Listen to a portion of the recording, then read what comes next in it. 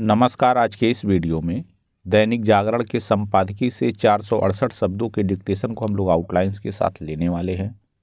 अगर आपको इस डिक्टेशन के आउटलाइंस की ज़रूरत है तो आप हमारे शॉर्ट हैंड टीम ऐप को प्ले स्टोर से डाउनलोड कर सकते हैं, और अगर आपको इस डिक्टेशन की PDF की ज़रूरत है तो आप हमारे टेलीग्राम ग्रुप को ज्वाइन कर लें। लिंक इसी वीडियो के ठीक नीचे डिस्क्रिप्शन बॉक्स में आपको मिल जाएगा। इस डिक्टेशन को हम लोग 3 अलग अलग स्पीड में लेंगे। पहली बार में 70 की स्पीड में, दूसरी बार में 80 की स्पीड में, तो तीसरी और आखिरी बार में इसी डिक्टेशन को हम लोग 90 की स्पीड में लेने वाले हैं। तो 70 की स्पीड में आपका डिक्टेशन स्टार्ट होगा 5 सेकेंड के बाद। तब तक के लिए आप रेडी रहें।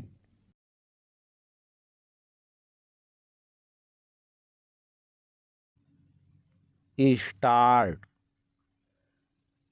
कतर की जेल में बंद 8 पूर्व भारतीय नौसैनिकों की रिहाई और उनमें से 7 का स्वदेश आ जाना एक ऐसी शुभ सूचना है जिससे पूरे देश ने चैन की सांस ली है।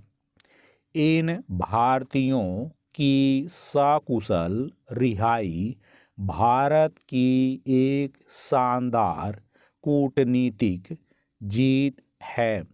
यदि इसका श्रेय प्रधानमंत्री मोदी को दिया जा रहा है तो स्वाभाविक ही है, क्योंकि उन्होंने कुछ समय पहले दुबई में कतर के शासक से मुलाकात की थी। इस मुलाकात के बाद ही पूर्व भारतीय नौसैनिकों की मौत की सज़ा रद्द कर दी गई थी।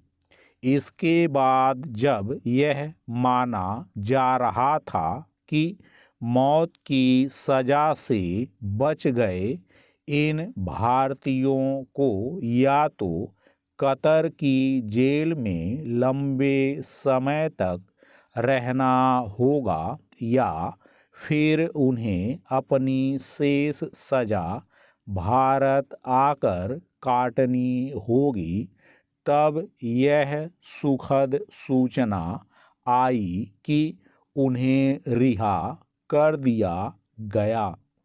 यह बात तो शायद ही पूरी तौर पर सामने आए कि भारतीयों की रिहाई के लिए किस स्तर पर कैसे गहन कूटनीतिक प्रयास किए गए, लेकिन इसमें संदेह नहीं कि अपारदर्शी न्यायिक व्यवस्था वाले कतर सरीखे देश से अपने नागरिकों को सकुशल वापस लाना एक कठिन काम था। इस कठिन काम को करके मोदी सरकार ने न केवल अपनी कूटनीतिक क्षमता का लोहा मनवाया, बल्कि इस संदेश को नए सिरे से रेखांकित भी किया कि भारतीय नागरिक विश्व में कहीं भी संकट में फंसे हों, उनकी सहायता के लिए कोई कसर शेष नहीं छोड़ी जाती। इसका प्रमाण तब भी मिला था जब युद्धग्रस्त यमन और यूक्रेन में फंसे भारतीयों को सकुशल निकाल कर लाया गया था। पैरा। कतर की कैद से 8 पूर्व भारतीय नौसैनिकों के मुक्त होने की खबर के साथ ही यह सूचना आई कि भारतीय प्रधानमंत्री संयुक्त अरब अमीरात के 2 दिवसीय दौरे के बाद दोहा भी जाएंगे। इसका अर्थ है कि खाड़ी सहयोग परिषद के देशों एवं भारत के बीच आर्थिक व्यापारिक संबंध और मजबूत होने वाले हैं। खाड़ी सहयोग परिषद के अधिकांश देशों और विशेष रूप से सऊदी अरब, संयुक्त अरब अमीरात, कुवैत और ओमान से भारत के संबंध पहले से ही मधुर हैं। इन मधुर संबंधों की ही एक वानगी है अबू धाबी में मंदिर का निर्माण। प्रधानमंत्री इसी मंदिर का उद्घाटन करने वहां जा रहे हैं। यह भव्य मंदिर केवल संयुक्त अरब अमीरात और भारत के मैत्रीपूर्ण संबंधों का सूचक ही नहीं है, बल्कि इसका भी परिचायक है कि मोदी सरकार योग के बाद भारतीय संस्कृति के अन्य मूल्यों का प्रचार प्रसार इस्लामी देशों में भी कर पाने में सक्षम है।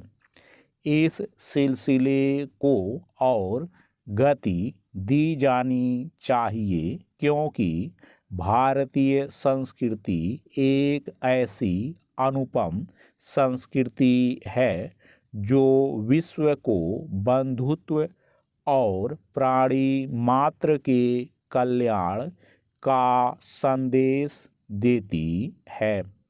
ऐसी संस्कृति का विस्तार मानवता के हित में है।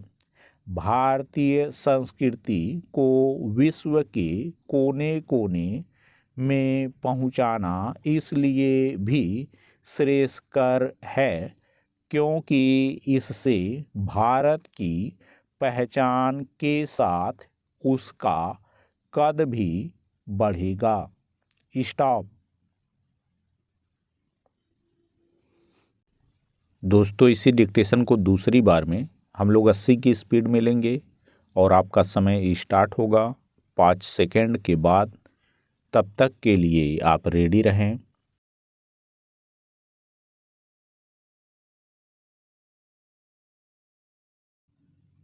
स्टार्ट। कतर की जेल में बंद 8 पूर्व भारतीय नौसैनिकों की रिहाई और उनमें से 7 का स्वदेश आ जाना एक ऐसी शुभ सूचना है जिससे पूरे देश ने चैन की सांस ली है। इन भारतीयों की सकुशल रिहाई भारत की एक शानदार कूटनीतिक जीत है। यदि इसका श्रेय प्रधानमंत्री मोदी को दिया जा रहा है तो स्वाभाविक ही है, क्योंकि उन्होंने कुछ समय पहले दुबई में कतर के शासक से मुलाकात की थी। इस मुलाकात के बाद ही पूर्व भारतीय नौसैनिकों की मौत की सजा रद्द कर दी गई थी। इसके बाद जब यह माना जा रहा था कि मौत की सजा से बच गए इन भारतीयों को या तो कतर की जेल में लंबे समय तक रहना होगा या फिर उन्हें अपनी शेष सजा भारत आकर काटनी होगी, तब यह सुखद सूचना आई कि उन्हें रिहा कर दिया गया। यह बात तो शायद ही पूरी तौर पर सामने आए कि भारतीयों की रिहाई के लिए किस स्तर पर कैसे गहन कूटनीतिक प्रयास किए गए, लेकिन इसमें संदेह नहीं कि अपारदर्शी न्यायिक व्यवस्था वाले कतर सरीखे देश से अपने नागरिकों को सकुशल वापस लाना एक कठिन काम था। इस कठिन काम को करके मोदी सरकार ने न केवल अपनी कूटनीतिक क्षमता का लोहा मनवाया, बल्कि इस संदेश को नए सिरे से रेखांकित भी किया कि भारतीय नागरिक विश्व में कहीं भी संकट में फंसे हों, उनकी सहायता के लिए कोई कसर शेष नहीं छोड़ी जाती। इसका प्रमाण तब भी मिला था जब युद्धग्रस्त यमन और यूक्रेन में फंसे भारतीयों को सकुशल निकाल कर लाया गया था। पैरा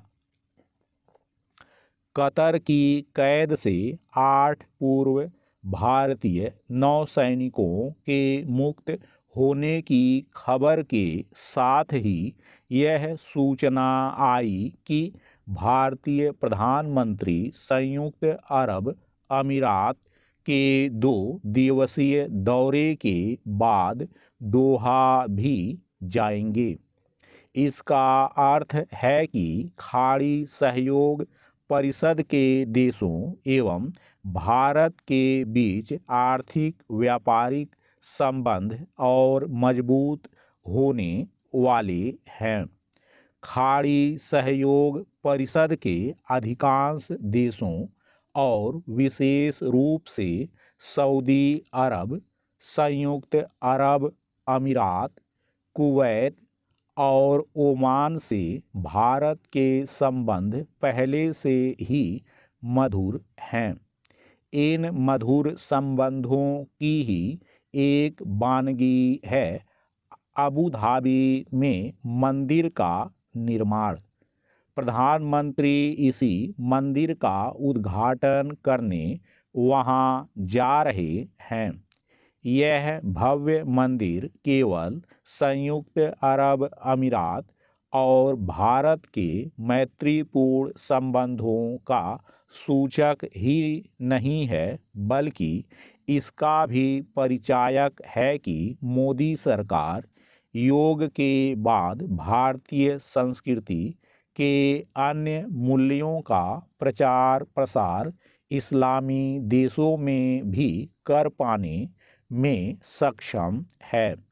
इस सिलसिले को और गति दी जानी चाहिए, क्योंकि भारतीय संस्कृति एक ऐसी अनुपम संस्कृति है जो विश्व को बंधुत्व और प्राणी मात्र के कल्याण का संदेश देती है।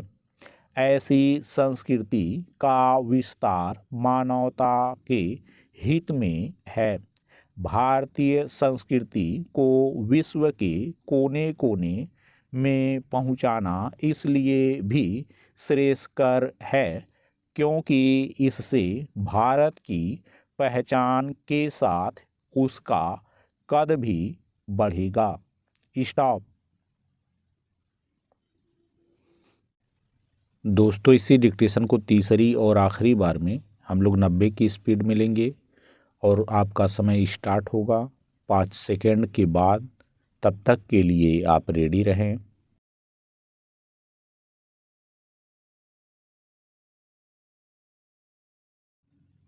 स्टार्ट। कतर की जेल में बंद 8 पूर्व भारतीय नौसैनिकों की रिहाई और उनमें से 7 का स्वदेश आ जाना एक ऐसी शुभ सूचना है जिससे पूरे देश ने चैन की सांस ली है। इन भारतीयों की सकुशल रिहाई भारत की एक शानदार कूटनीतिक जीत है। यदि इसका श्रेय प्रधानमंत्री मोदी को दिया जा रहा है तो स्वाभाविक ही है, क्योंकि उन्होंने कुछ समय पहले दुबई में कतर के शासक से मुलाकात की थी। इस मुलाकात के बाद ही पूर्व भारतीय नौसैनिकों की मौत की सज़ा रद्द कर दी गई थी।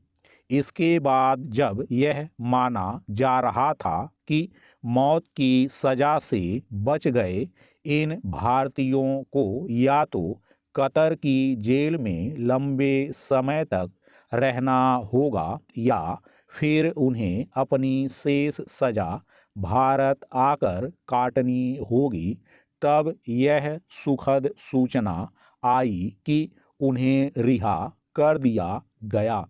यह बात तो शायद ही पूरी तौर पर सामने आए कि भारतीयों की रिहाई के लिए किस स्तर पर कैसे गहन कूटनीतिक प्रयास किए गए, लेकिन इसमें संदेह नहीं कि अपारदर्शी न्यायिक व्यवस्था वाले कतर सरीखे देश से अपने नागरिकों को सकुशल वापस लाना एक कठिन काम था। इस कठिन काम को करके मोदी सरकार ने न केवल अपनी कूटनीतिक क्षमता का लोहा मनवाया, बल्कि इस संदेश को नए सिरे से रेखांकित भी किया कि भारतीय नागरिक विश्व में कहीं भी संकट में फंसे हों, उनकी सहायता के लिए कोई कसर शेष नहीं छोड़ी जाती। इसका प्रमाण तब भी मिला था जब युद्धग्रस्त यमन और यूक्रेन में फंसे भारतीयों को सकुशल निकाल कर लाया गया था।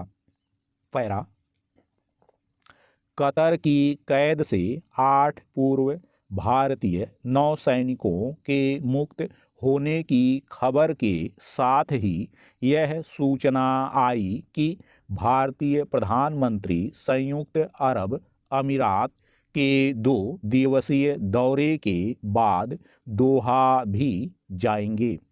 इसका अर्थ है कि खाड़ी सहयोग परिषद के देशों एवं भारत के बीच आर्थिक व्यापारिक संबंध और मजबूत होने वाले हैं। खाड़ी सहयोग परिषद के अधिकांश देशों और विशेष रूप से सऊदी अरब, संयुक्त अरब अमीरात, कुवैत और ओमान से भारत के संबंध पहले से ही मधुर हैं। इन मधुर संबंधों की ही एक वानगी है अबू धाबी में मंदिर का निर्माण। प्रधानमंत्री इसी मंदिर का उद्घाटन करने वहां जा रहे हैं। यह भव्य मंदिर केवल संयुक्त अरब अमीरात और भारत के मैत्रीपूर्ण संबंधों का सूचक ही नहीं है, बल्कि इसका भी परिचायक है कि मोदी सरकार योग के बाद भारतीय संस्कृति के अन्य मूल्यों का प्रचार प्रसार इस्लामी देशों में भी कर पाने में सक्षम है। इस सिलसिले को और गति दी जानी चाहिए, क्योंकि भारतीय संस्कृति एक ऐसी अनुपम संस्कृति है जो विश्व को बंधुत्व और प्राणी मात्र के कल्याण का संदेश देती है। ऐसी संस्कृति का विस्तार मानवता के हित में है। भारतीय संस्कृति को विश्व के कोने कोने में पहुंचाना इसलिए भी श्रेयस्कर है क्योंकि इससे भारत की पहचान के साथ उसका कद भी बढ़ेगा। स्टॉप।